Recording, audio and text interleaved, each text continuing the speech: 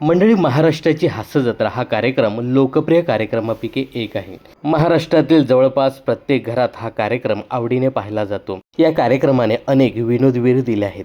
यापैकीच एक असलेला निमेश कुलकर्णी उत्तम संवादफेक आणि स्पष्ट उच्चारामुळे त्याला नेहमीच प्रेक्षकांची दाद मिळते. पण या कार्यक्रमाच्या एखाद दुसऱ्या प्रहसनात निमेश दिसतो. त्यानंतर काही काळ तो हास्य जत्रेतनं गायब होतो. त्यामुळे निमेशने हास्य जत्रा सोडली का असा प्रश्न अनेकदा उपस्थित केला जातो. आता यावरतीच निमेशने एका इंटरव्ह्यूमध्ये भाष्य केलं आहे. महाराष्ट्राची हास्य जत्रा या कार्यक्रमाविषयी बोलताना निमेश भरभरून बोलला. तो म्हणाला, माझं प्रोफेशनल आयुष्यच मुळात हास्य जत्रेमुळे सुरू झालं. यात काहीच वाद नाही. 2019मध्ये मी हास्य जत्रा करायला सुरुवात केली. आज 2026 आहे. मी अजूनही बाहेरच्या राज्यात गेलो तर मला हास्य जत्रेतील कलाकार म्हणूनच ओळखलं जातं. हिमाचल प्रदेशमध्ये मला 4 लोकांनी ओळखलं. एका ओडिसाच्या पाणीपुरीवाल्याने मला ओळखलं. एका नाटकासाठी मी US दौरा केला तेव्हा ऑस्ट्रेलियात देखील काही लोकांनी मला ओळखलं. मुळात हा शो सगळ्यात मोठा शो आहे. जगभरातले लोक हा शो पाहतात आणि तुमच्या प्रहसनातील एका डायलॉगमुळे तुम्हाला ते ओळखतात. आणि मी खूप भाग्यवान आहे की हास्य जत्रेमुळे माझ्या प्रोफेशनल आयुष्याची सुरुवात झाली.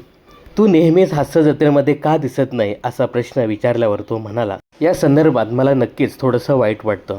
अनेकदा मला असं वाटतं की मी या शोचा पूर्ण वेळ भाग का नाही.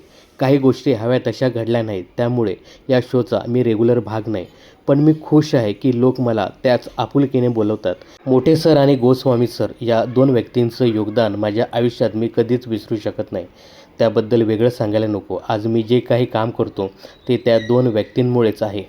या 2 व्यक्तींनीच मला घडवलं. हास्य जत्रेच्या सेटवर मला जेव्हा कधी बोलवलं जातं तेव्हा आपले पंचेस 3-4 महिन्याने आले आहेत असं मुळीच वाटत नाही. आपण रेग्युलर हा शो करतोय असंच वाटतं.